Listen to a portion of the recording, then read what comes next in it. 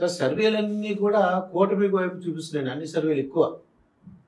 వాళ్ళు కూడా నెంబర్ చెప్తున్నారు కూడా, నెంబర్ తర్వాత చెప్తాను, కానీ అధికారంలోకి వచ్చేది కూటమి అంటున్నారు. అలా జరిగినట్లయితే జగన్మోహన్ రెడ్డి గారి పరిస్థితి ఎలా ఉండబోతుందండి కూటమి కానీ అధికారంలోకి వస్తే?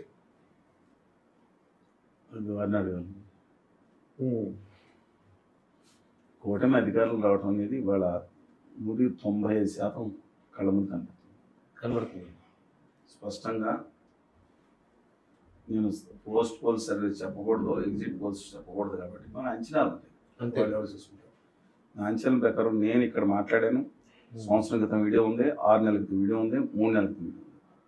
100 నుంచి 105 స్థానాలు ఏదైతే చెప్తున్నానో కూటమికి బేస్ శ్రేణి కింద అది వచ్చే అవకాశం ఉంది. దాని తర్వాత ఏదైతే లాస్ట్ మీట్లో వచ్చిందో ల్యాండ్ టైటిలింగ్ యాక్ట్ ఉందో, దాంతోపాటు చంద్రబాబు నాయుడు గారు ఇచ్చిన హామీలు మొదటితో అంత సీరియస్గా ఎక్కువ మంది తీసుకునే పరిస్థితి లేనప్పుడు జగన్మోహన్ రెడ్డి గారు మేనిఫెస్టో వచ్చింది, 2 పోల్చుకున్నారు చూసారా. ఈ 2 కూడా దాన్ని మళ్ళీ ఏ స్టేజ్ తీసుకెళ్తాయో, ఎన్ని సీట్లు తీసుకెళ్తాయో దాని ఇంపాక్ట్ బట్టి, అంటే ఫోన్ చేయగానే వచ్చే సర్వేలు నేను తీసుకోనండి.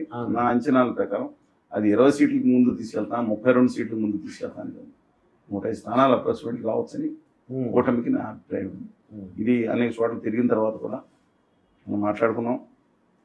ఇది అక్కడ హెచ్ఆర్లకు వెళ్ళినా, ఇచ్చాపురంకి వెళ్ళినా, ఇటు అనంతపురం ఎక్కడ తిరిగినా సరే దాదాపు 3-4 జిల్లాలు తప్ప కంప్లీట్గా మ్యాక్సిమం ప్రదేశాలతో తిరగడం జరిగింది. నా అభిప్రాయం మాత్రం స్పష్టంగా ఉంది. ఎక్సెప్ట్ 2-3 జిల్లాలు అయితే, విజయనగరం జిల్లాలో కూడా అత్యధిక స్థానాలు, కోస్తా జిల్లాలో వైఎస్ఆర్ కాంగ్రెస్ పెట్టి అత్యధిక స్థానం వచ్చే జిల్లా ఓన్లీ విజయనగరం జిల్లా. విజయనగరం జిల్లాలో కూడా కొంచెం టఫ్ అయింది. ఎందుకంటానంటే అక్కడ కురుపాం వెళ్ళినప్పుడు విశ్వచంద్రదేవ్ గారు అనే వ్యక్తి అక్కడ నిజాయితీలతో పనిచేసే సిపిఎం అభ్యర్థి రమణ గారికి మద్దతు ఇచ్చారు. అది డిఫరెంట్ ఇష్యూస్ ఏదైనా కానీ.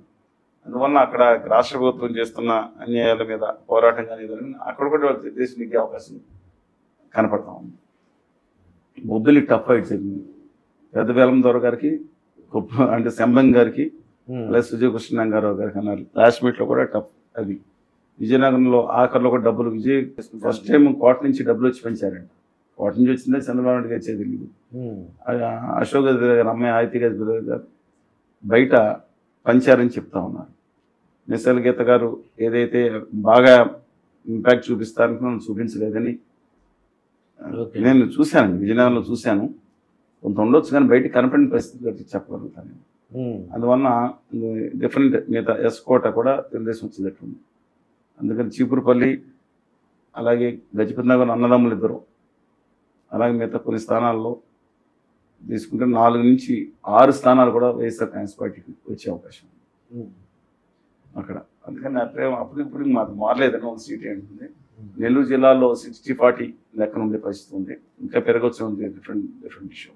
వేమిరెడ్డి ప్రభాకర్ రెడ్డి గారు, ప్రశాంత్ రెడ్డి గారు మొత్తం డబ్బులు నీళ్ల కన్నా బాగా ధారపోసారని చెప్తున్నారు. ప్రవాహం స్ట్రీమ్ వచ్చినట్టు వచ్చిందన్నారు. అందువల్ల అనే కాదు మిగతా ప్రాంతాల కందుకూరు కానీ, అంటే ఉమ్మడి ప్రకాశం జిల్లాలో ఉన్న కాన్స్టిట్యున్సీ మీద కూడా దాని ప్రభావం పడటం, అలాగే నల్లపరెడ్డి ప్రసన్న కుమార్ రెడ్డి గారి మీద వారు పోటీ చేయటం, ప్రశాంత్ రెడ్డి గారు ఆవిడ పేరు ఏదో డిఫేమ్ చేస్తే వీడియో పెట్టారని చెప్పి ఆ కోపం ఏదైనా కానీ, అంటే అల్టిమేట్ తీర్పు ప్రజలిస్తారు. అందువల్ల కోస్తా జిల్లాలో మాత్రం డిఫరెంట్గా లేదండి. ఇంతకుముందు కంటే ఈస్ట్ వెస్ట్ కృష్ణా గుంటూరు మాత్రం వారు 1 సైడే కనిపెట్టారు. విశాఖపట్నంలో దక్షిణ భాగం నుంచి, అంటే మైదాన ప్రాంతాల నుంచి అప్ టు ఒంగోలులో పాత కర్నూలు జిల్లా ప్రాంతం మినహాయించి మిగతా కూడా వారు 1 సైడ్. శ్రీనివాస్ గారు, నా డౌట్ ఏంటంటే పథకాలు అందరూ, అంటే ఈస్ట్ గోదావరి, వెస్ట్ గోదావరి అయినా, విశాఖపట్నం అయినా, రాయలసీమ అయినా, చిత్తూరు అయినా, మొత్తానికి ఈ ఒకే పథకాలు కదండి. ఎందువలన ఒక చోటమో తీసుకునే వాళ్ళము ఓటేయట్లేదు జగన్మోహన్ రెడ్డి గారికి, ఓ చోటమో అంటే ఇంకా ఆయనంటే ఇష్టపడుతున్నారు. ఎందువల్ల అంటారు అలాగా? ఆయనంటే ఇష్టపడుతుంది ప్రజలకి ఒక హీరో వర్షిప్ పట్ల, అలాగే ఒక సింపతి, అలాగే తనకు న్యాయం చేసిన వాళ్ళకి తిరిగి ఏదో మనం చెయ్యాలి అనే ఒక నైతికమైన ఒక రుజు ప్రవర్తన, ఇవన్నీ ప్రజల్లో ఉంటాయి. వీటిలన్నింటినీ భావోద్వేగాలు డామినేట్ చేస్తాయి. కుల, మతం, అలాగే మిగతా అనేకం భావోద్వేగాలు రెచ్చగొడుతుంటారు. ఉప ప్రాంతం తెలంగాణ ఉద్యమం చూశాను, ప్రత్యేక తెలంగాణ ఉద్యమం వేరు, ప్రత్యేక తెలంగాణ. అందువల్ల ఇవన్నీ డామినేట్ చేసినప్పుడు చెప్పలేము. మోడీ గారు 2 సార్లు వచ్చారు. ఇవాళ రాయలసీమలో 20 సీట్లు పడిపోతున్నాయి, కడపలో కూడా 6 సీట్లు నెగ్గుతుంది తెలుగుదేశం అనుకునే పరిస్థితిలో గౌరవ ప్రధానమంత్రి మోడీ గారు వచ్చి తన ఎనలేని సాయం చేశారు జగన్మోహన్ రెడ్డి గారు. 2వ దెబ్బకి ఫిక్స్ అయిపోయారు. ముస్లిం మైనారిటీస్ సహా అక్కడ మిగతా క్రిస్టియన్ మైనారిటీస్ మిగతా వాళ్ళు కూడా.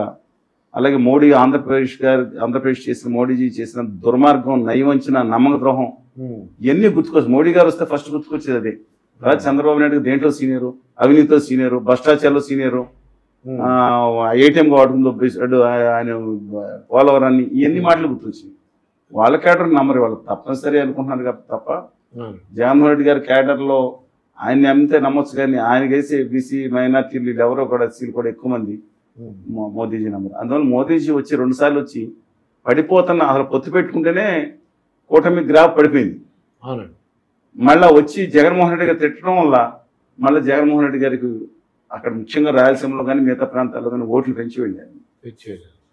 మొత్తానికి ఎన్ని సీట్లు రావచ్చు అంటారు కూటమికి? నేను ఖచ్చితంగా నేనేం మా 100 నుంచి 105 స్థానాలు బేస్ స్థానాలు ఉన్నాయి. అది మీరు తుఫాను ఒకసారి చెప్పారండి, తెలంగాణ విషయంలో చెప్పారు, కాంగ్రెస్ కి ఇన్ని సీట్లు వస్తాయని చెప్పారు. కరెక్ట్ గా లోయెస్ట్ 56 సీట్లు ఆ రోజు కాంగ్రెస్ కి లోయెస్ట్. ఓడిపోయిన పార్టీ అనే 56 వస్తాయి. హైదరాబాద్ రంగారెడ్డిలో అయితే 74-70 స్థానాలు వస్తాయి, లేదంటే మధ్యలో రావచ్చు. 64 వచ్చింది. అందుకని ఇవాళ ఆంధ్రప్రదేశ్ లో మాత్రం చెప్తున్నానండి, మళ్ళీ ఇంకా తాజా సమాచారం రావాల్సి ఉంది. పోస్ట్ పోల్ రిజల్ట్స్ వస్తాయి. అది నేను చెప్పకపోయినా నా అంచనాలు నేను ఇంకా అవగాహన వచ్చేటప్పటికి నేను చెప్తాను. కానీ బాగా దూసుకెళ్తే అంటే ల్యాండ్ టైటిలింగ్ యాక్ట్ అన్ని జిల్లా కాకపోయినా మేజర్ జిల్లాలో దూసుకెళ్ళిపోయింది, ట్రైబల్ ఏరియాలో కూడా దూసుకెళ్ళిపోయింది. ఫోటో వేయడం వల్ల అనుకుంటున్నాను, ఫోటో వల్ల. తర్వాత ఎవరో మిత్రులు అడిగారంటే ఏంటి జగన్మోహన్ రెడ్డి గారు, నాకేం తెలుసన్నా, నేను ఏదో ఫోటో వేసుకుంటాను చేసుకోమన్నాను. కానీ ఆ ఫోటో వల్ల మేజర్ ఇంపాక్ట్ చూపించింది ల్యాండ్. కానీ వాళ్ళ ఒక ఐడియాలజికల్ బ్యాంక్రప్సీ వచ్చింది వైఎస్ఆర్ కాంగ్రెస్ లో. ఎవరు మాట్లాడాలో తెలియదు, అధికార ప్రతినిధులు ఏం మాట్లాడి సకల శాఖ మంత్రిగా ఉన్న సజ్జల గారే మాట్లాడారు, లేదా అంబటి రాంబాబు గారు ఆయన వస్తారు, సంబరాల రాంబాబుతో పేడిన పాట కూడా వేసుకున్నారు. ఆయన మాట్లాడే దాంట్లో ప్రజలు సీరియస్ గా తీసుకోవట్లేదు. ఎందుకను due respects to him and to Kanna Lakshman గారు ఇద్దరు పోటీ చేస్తారు కానీ ఎవరి మీద అన్నది. కొడాలి నాని గారు వస్తారు, ఆయన వస్తామే వెటకారంతో వస్తారు. పేరు నాని గారు వస్తారు. ఆయన సర్కస్ అంటే వెంగ్యంలో ఇవాళ రాష్ట్రంలో ఉండవల్లి గారి తర్వాత ఆయనకి కాపీ రైట్ అండి. ఆయన చక్కగా మోడల్ చేయగలుగుతారు. కానీ ఇష్యూస్ మీద కళ్యాణ్ బాబు గారి మీద ఇష్యూస్ అడిగిన అసలు ఒక్క మాట అడిగితే ఆడ సరిపోయేది. ల్యాండ్ టైటిలింగ్ యాక్ట్ చింపేశారు కదా, అసెంబ్లీలో పెట్టినందుకు అందరూ సపోర్ట్ తెలిసి ఎందుకు ఏకగ్రీవం ఉంది, అప్పుడు ఎందుకు చింపలేదు అసెంబ్లీ అంటే ఒక్క మాట జరిగితే అక్కడ అయిపోయింది.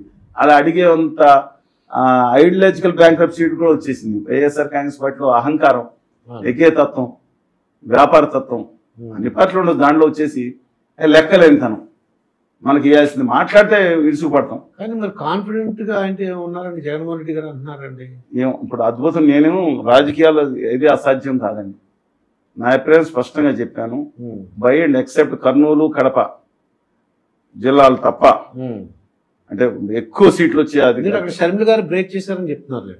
షర్మిల గారు బ్రేక్ చేసి మీకు తెలిసి ఉంటుంది, నాకైతే తెలియదండి. షర్మిల గారి మీద చాలా మంది వీరాభిమానం, వైఎస్ఆర్ తెలంగాణ పార్టీ మాజీ అధ్యక్షురాలకి మీరు చెప్పింది. అవునండి, వైఎస్ఆర్ తెలంగాణ కోసం చేస్తున్న ఆరు రాష్ట్రానికి పక్క రాష్ట్రానికి సంబంధం లేదని చాలాసార్లు చెప్పారు కదా ఆవిడ. అవును, రేవంత్ రెడ్డి గారిని ఫుట్బాల్ ఆడుకున్నట్టు ఆడుకున్నారు. ఎంత మాట్లాడి ఒక్కొక్కడికి మాట్లాడుతూ ఉంటే తట్టుకోలేకపోయారు రేవంత్ రెడ్డి గారు. శంకర్ నాయక్ గారిని అయితే ఆయన తప్పుగా మాట్లాడారు, ఈయన కూడా మీ మగతనం గురించి నాకేంటి, మీ భార్య చూసుకోవాలి కానీ కూడా అంత పరుషంగా మాట్లాడారు. ఆవిడ గట్టిగా నిలబడి మాట్లాడారు. ఆవిడ గురించి కదా మీరు మాట్లాడుతున్నారు. ఆవిడ కొత్తగా వచ్చి ప్రత్యేక హోదా కోసం ఎవరు మాట్లాడి నేను వచ్చానని చెప్తున్నారు ఆవిడ కదా. నేను కుయ్యిపోతే లోకం తెలవదు అనుకుంటున్నారు. ఆవిడ గురించి కదా మీరు మాట్లాడేది. ఆవిడ ఉద్యమం ఆవిడ చేసుకోమని, ప్రత్యేక హోదా ఉద్యమాన్ని నేను చూసుకున్నాను లేదా ఇంకెవరూ లేరని ఆ దిక్కుమాలను మాట్లాడుకుని ఆవిడ ఆస్తులు నాన్నగారు సంపాదించిన ఆస్తుల్లో వాటాల గురించి మాట్లాడుకోమనండి, ప్రజాస్వామ్యం గురించి మాట్లాడండి. ఉన్న రాహుల్ గాంధీ గారు కళ్ళలో నిజాయితీ కనుక 3 సార్లు ఇప్పుడు ఎక్కడున్నా నాకు తెలియదు. ఢిల్లీలో సభకు వచ్చినప్పుడు ఆయనతో మాట్లాడడం, ఢిల్లీలో ధర్మవరం అధ్యక్షుడు వచ్చినప్పుడు ఆయనతో మాట్లాడి నేను నిలబడున్నా అన్నారు. వీడియోస్ కూడా ఉన్నాయి చూడండి, నేను మాట్లాడిన వీడియోస్ ఆయనతో. మంత్రాలయం వెళ్ళినప్పుడు నేను కూర్చోబెట్టి అందరూ యాత్ర ఉన్నప్పుడు వారందరితో కూడా మాట్లాడిన సందర్భంలో ఆ కళ్ళు నిజాయితీ కనపడింది, ఖర్గే గారు నిజాయితీ కనపడింది. కానీ ఇక్కడ గౌరవ శర్మ గారు మరి ఎన్డీఏ కూటమికి ఏ విధంగా సహకరించారని నాకు తెలియదు, మీరు కనుక్కోండి ఓకే. వివరాలు. 173 మంది అభ్యర్థులను ఇంటర్వ్యూ చేయండి కావాలంటే. వాళ్ళకి ఎలాంటి సాధనా సంపత్తి సహకారం అందించారు. షర్మిల గారు అపారమైన ధన సంపన్నురాలు గారు. అంటే మిగతా రేవంత్ రెడ్డి గారు, డికే శివకుమార్ గారు ఎంత ఇచ్చినా నాకు తెలియదండి, మాట్లాడిన అలాంటి విషయాలు నా పని చేసి. బట్ వాళ్ళతో ఎందుకంటే వాళ్ళ అక్కడ అభ్యర్థులుగా పోటీ చేసిన క్యాండిడేట్లు, ఇండియా కూటమి అభ్యర్థులుగా పోటీ చేసిన వాళ్ళతో చాలా ఇబ్బందులు పడ్డారు. వాళ్ళ కోసం నేను కొంతనం నిలబడి ఉన్నాను నేను. అందుకని ఆ అధికారంతో నేను మాట్లాడుతున్నాను. వీళ్ళ మిగతా వాళ్ళతో అధికారం నాకు లేదండి, వారిని అనే అధికారం కూడా లేదు. వారి ఇష్టం వారు రాజకీయం నడిపిస్తారు. అందుకని బాగా డిస్టర్బ్ చేశారనేది కడప జిల్లాలో ఇప్పుడు అఖండ మెజార్టీ నెగ్గుతున్నారు అనుకునేది స్టోరీలు వింటా ఉంటే మీరేనండి. I don't want by that type of arguments.